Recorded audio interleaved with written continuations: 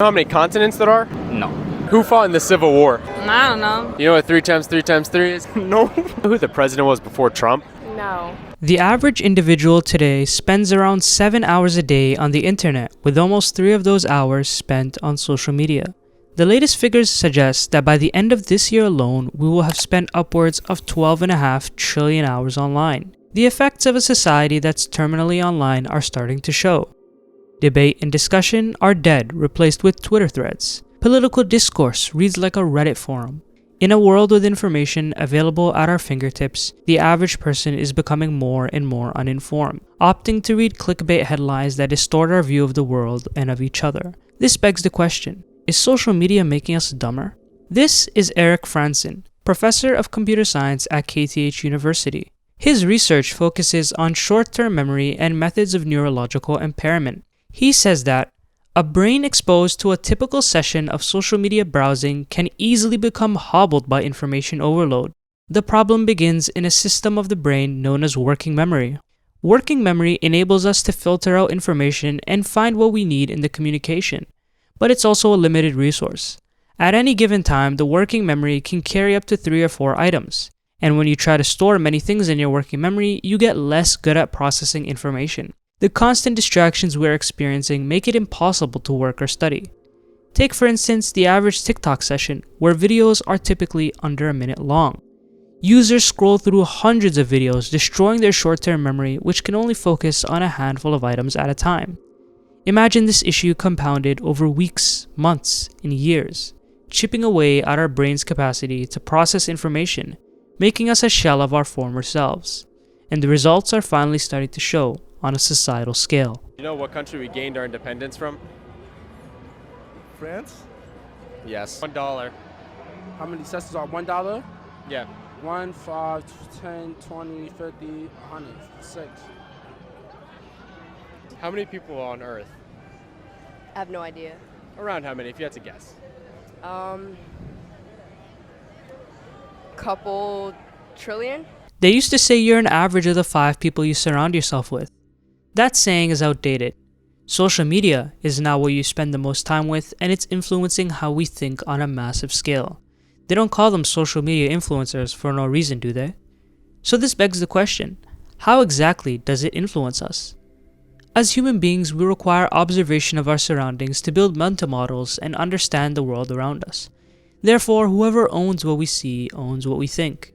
Social media companies do this by distorting our view of the public square. Take for instance Twitter, where the top 10% of tweeters are responsible for 80% of tweets, where users are on average younger, more formally educated, and wealthier than the average American. Is this truly representative of society at large? Of course not, but it's designed to seem that way. It produces something called the herd mentality, where people can be influenced by their peers to adopt certain behaviors. For instance, if everyone on your feed seems to be doing something, well, chances are you will too. Can't believe they caught me lacking. Huge ceiling tile is gone. View board pens have been finessed. Was able to stop a kid from taking this though. Stay.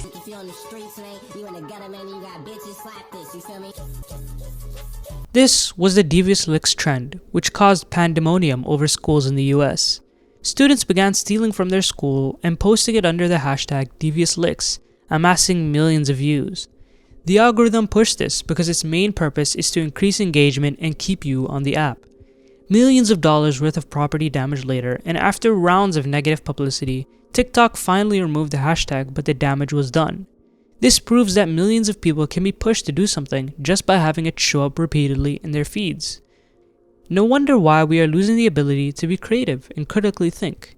If everything we do is simply what we've seen on social media, are we truly unique or simply carbon copies of what's trending? There are even services available that allow you to purchase likes and followers on TikTok, Reddit, and many other social media platforms, leading many to question how organic these trending pages are, if at all. Comparison is the thief of joy. And in this attention economy, all we ever do is compare because that's what these apps promote. Think about it. When's the last time you've seen the TikTok algorithm promote a healthy lifestyle filled with purpose and meaning rather than vanity and avarice? In fact, according to TikTok's own internal documents, they instructed moderators to suppress posts created by users deemed too ugly, poor, or disabled for the platform, reducing a human being to our most primal of instincts: looks. Social media is causing body dysmorphia at record rates never seen before. Apps like Facetune, which are used to enhance photos, are exploding on the App Store, garnering hundreds of millions of downloads. In fact, Facetune recently raised $130 million from investors after a 90% growth in their user base during lockdowns. The constant push for unrealistic and frankly impossible beauty standards is causing many to feel depressed and anxious, pushing them towards plastic surgery, which is booming like never seen before. All this is destroying people's self-esteem, causing them to hate themselves and their genetics, reducing us to a lifestyle of eat, sleep, and scroll, day in and day out, wasting our life force enriching and envying others while doing nothing to improve ourselves.